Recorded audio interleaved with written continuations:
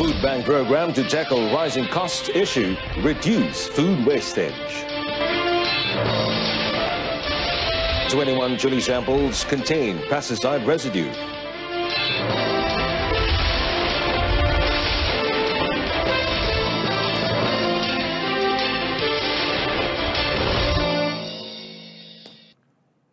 Good evening and thanks for joining us. You're watching the evening edition of News on 2 with me, Muhammad Amin Carlos. Our headline story: the government is confident that the Food Bank program can alleviate the impact of the rising costs of living on the populace and reduce food wastage. And Prime Minister Tun Dr. Mahathir Mohamad said the implementation of the Food Bank program, to be headed by the Domestic Trade and Consumer Affairs Ministry, is timely, with the focus of the government to lighten the burden in the cost of living of the people, especially the B40 or lower income group. Now, the program would be rolled out nationwide beginning next year. Tun Dr. Mahathir said the initiative is a voluntary effort which did not have a large financial implication to the government. He said the issue of surplus food is not a strange matter to Malaysia, as its people produce 15,000 tons of excess food a day, of which 3,000 tons were safe for consumption. The Premier said almost 2 million people can benefit from the 3,000 tons of excess food if it can be distributed optimally. Tun Dr. Mahathir further noted that the program will target 186,354 households which are below the poverty line nationwide to receive the surplus food.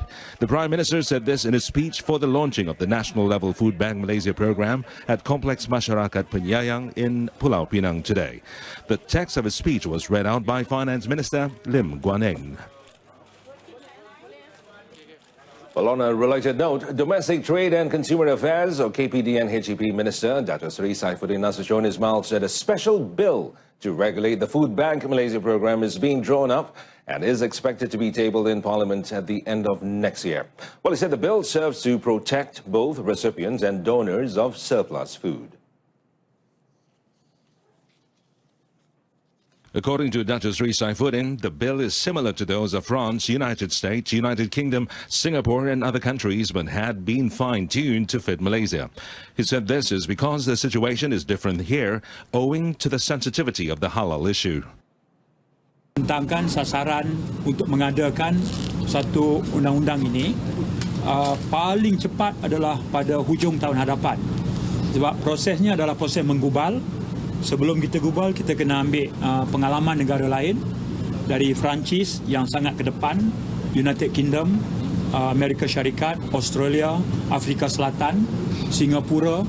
Jadi kita nak ambil pengalaman tu, tapi kita akan bagi acuan tempatan. Dato' Seri Saifuddin said the bill is needed because there is concern among donors that some of the food items they contribute might lead to issues later on, even though they are doing it for a good cause. On a separate matter, Dato' Seri Saifuddin said the Malaysian Competition Commission, MYCC, is probing whether the recent shortage of eggs was due to the existence of egg cartels. He added that MYCC is also looking into whether there is a fight for territory or other forms of manipulation. The Ministry of Health has confirmed that 21 chili samples in the market did not comply with the standards under the Food Act 1983 and Food Regulations 1985 relating to pesticide residues. Now, its Director General, Dr. Nur Hisham Abdullah, said the Ministry's Food Safety and Quality Division had been monitoring imported chilies at the country's borders and local markets. In a statement released today, Dr. Nur Hisham said the monitoring had started since January, and a total of 503 chili samples, including chilies from Vietnam, have been analyzed, and the result found 21 samples, or 4.2% of them, did not comply with the Food Act 1983 and Food Regulations 1985 requirements relating to pesticide residue. He said enforcement actions have already been taken, and the ministry will continue to monitor vegetables, including chilies, to ensure compliance with the Act. He further noted all imported foods were subject to the law, and it was the responsibility of the related parties to ensure compliance with legislation. Yesterday, a local newspaper reported that smuggled red chilies from Vietnam was found to be sold nationwide, despite the government's suspension of the import permit on the commodity since 14 September. Well, Dewan Rakyat Speaker Dato' Muhammad Arif Mat Yusof today said members of parliament who have announced their decision to leave their previous parties have yet to hand in any notice declaring themselves as independents. Well, he said he only learnt of those who had left their respective parties to become independents via media reports. Kita ada formula biasa lah. Kalau siapa yang melompat menjadi berkecuali, ada tempat untuk YB yang berkecuali. Kalau diterima oleh pihak barisan kerajaan, ada dia punya tempat-tempat yang disediakan.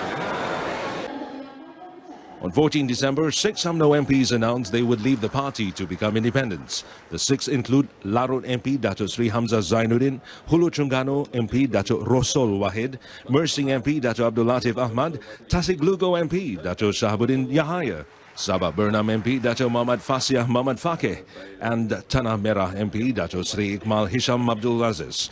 Dato' Muhammad Arif said this after officiating a Batu Pahat parliamentary outreach program at Dewan Jubli Intan in Johor. Meanwhile, he said there would be no new regulations to govern the conduct of MPs in Dewan Rakyat. The Dewan Rakyat Speaker, however, said a stricter penalty is needed to keep MPs in check, which includes expulsion if they remain stubborn and continue to make excessive provocation. Well, Johor DAP Chairman Liu Chintong today said all quarters should jointly focus efforts towards building the new Malaysia. Well, he said DAP veteran Lim Kit Siang's statement that DAP would leave the Pakatan Harapan coalition if Malaysia's needs are sidelined should be viewed from a wider perspective.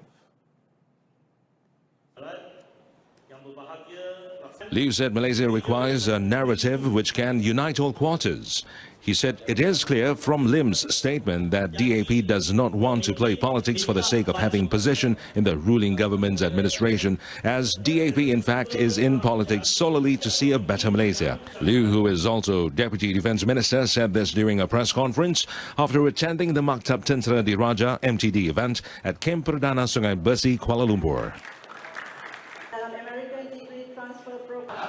Well, PKR Vice President Dr. Xavier Jayakumar has urged Nurul Izzah Anwar to continue to contribute to PKR, well, despite her having stepped down as party vice president and Penang party chairman. Now, speaking after attending the first convocation of the Geospatial Science and Technology College in Kuala Lumpur, Dr. Xavier said the Permatang Pau Member of Parliament would still be able to provide her valuable assistance to the party. Saya harap beliau boleh tengok balik cara macam mana nak bantu parti dan move forward, dan apapun pendirian beliau akan buat kita terima sebagai ahli, tetapi pentingnya ialah kepada parti, bukan individu, bukan kepada individu yang lain.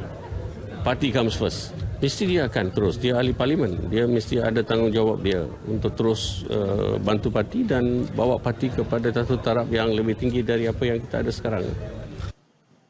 On the reason behind Nurul Izzah's shock move, Dr. Xavier, who is also Water, Land and Natural Resources Minister, said she had perhaps contemplated the real political situation in Malaysia. Nurul Izzah dropped a bombshell on Monday when she announced her resignation as PKR Vice President and Penang PKR Chairman. The daughter of Party President Dato' Sri Anwar Ibrahim and Deputy Prime Minister Dato' Sri Dr. Wan Azizah Wan Ismail also announced that she would no longer be serving the federal government in any capacity.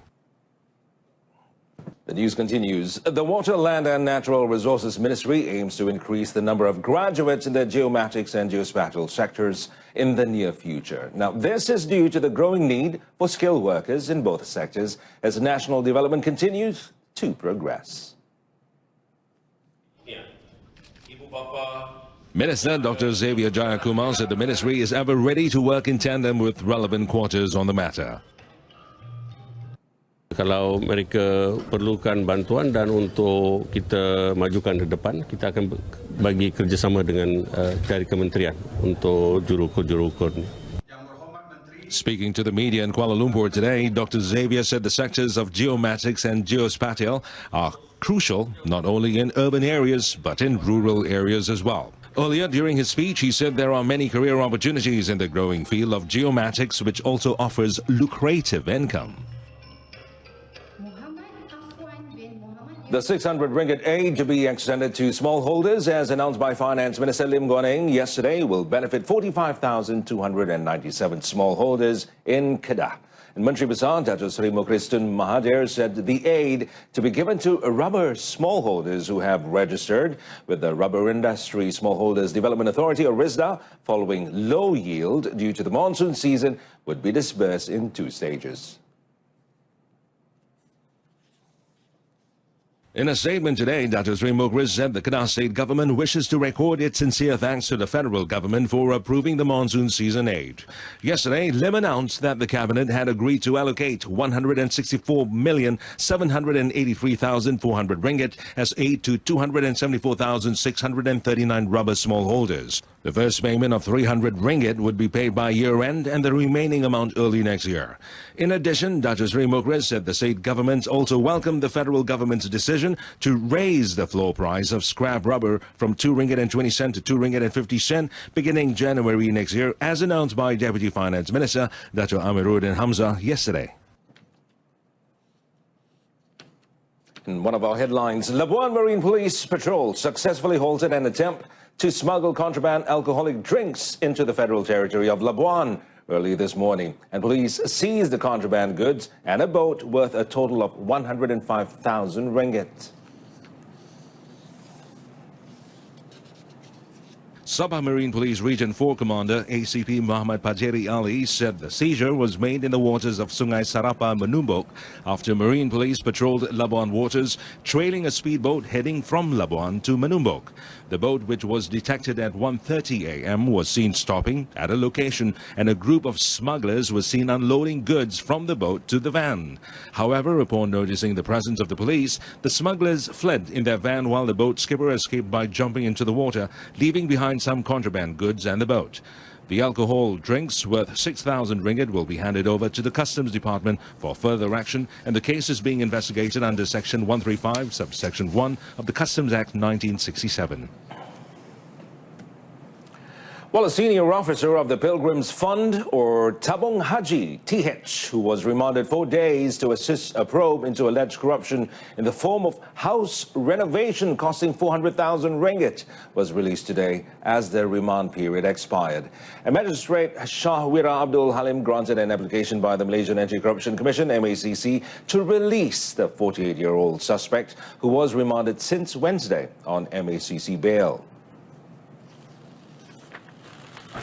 The suspect with a Dato' title was released with MACC bail of 10,000 ringgit with one surety and was ordered to surrender his passport to the MACC. The suspect arrived at the Putrajaya court at about 10 a.m. According to a source at MACC, the suspect had allegedly received gratification in the form of house renovation costing 400,000 ringgit in return for awarding a contractor a project to carry out the rebranding of TH branch offices costing 15 million ringgit. The suspect was called up by MACC on Tuesday and was arrested at 8:35 p.m. the same day. TH on 30th November lodged a police report over the misuse of TH monies and for misrepresentation in a corporate deal. The report was lodged against former TH chairman Dato' Sri Abdul Aziz Abdul Rahim, its former chief executive officer Tan Sri Ismail Ismail, and Dato' Sri Johan Abdullah, as well as senior management officers. And we begin with athletics. Now, the Malaysian Athletics Union, MAU, will issue guidelines for the organization of marathon events in the country to prevent any untoward incidents from occurring. Now, its president, Dato' Karim Ibrahim, said the guidelines would be submitted to the Sports Commissioner for approval. Dato' Karim said certain parties have accused MAU for asking money from organizers to sanction their events, but the money collected is used for athletes' development programs. There have been several cases of marathon runners being killed in accidents during races, such as the Evelyn Ang Gek Swan case, where she was reportedly hit by a car during the Klang City International Marathon in 2017. Meanwhile, MAU Vice President Dato' R. Anamalai said under the new guidelines, marathon organizers would have to pay guarantee fees to MAU to support their events. Now, in badminton, Ampang Jaya BC kept their cool in their opening day match at the SS Purple League, or SSPL 2018-19 badminton tournament, beating Petaling BC with a 10-9 scoreline. Held at Gemin Mall in Cyberjaya, Ampang Jaya BC had an early head start in the men's singles with a 3-1 scoreline before two-time world junior champion Goh Jin Wei stretched their lead after securing a 3-love win against Lim Yin Fun in the women's singles. Petaling BC, however, reduced the deficit in the men's doubles when Aaron Chia, Man Wei Chong beat Ampang Jaya's Lim Zijian and Lo Juan Xuan with a 3-love win. With a 6-4 scoreline in favour of Ampang Jaya, Petaling further reduced the deficit to 8-7 when the mixed doubles of Terry Hee Yong Kai and Gronya Somerville beat Ampang Jaya's Lucky Apri Nugroho and Masita Mahmudin 3-2. The last matchup of the evening saw former Badminton Association of Malaysia, BAM men's singles player Iskandar Zulkarnain Zainuddin of Petaling BC drew level 2-all against Ampang Jaya's BC's Xue Xuanyi. The draw match gave Ampang Jaya BC the win with a slim 10-9 margin in their first win of the season.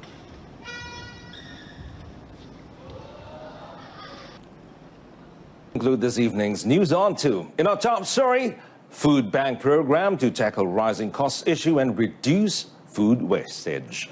But join us again at 12:30 tomorrow afternoon. I'm Amin Carlos, and do stay tuned to TV2. Have a pleasant evening. Bye for now.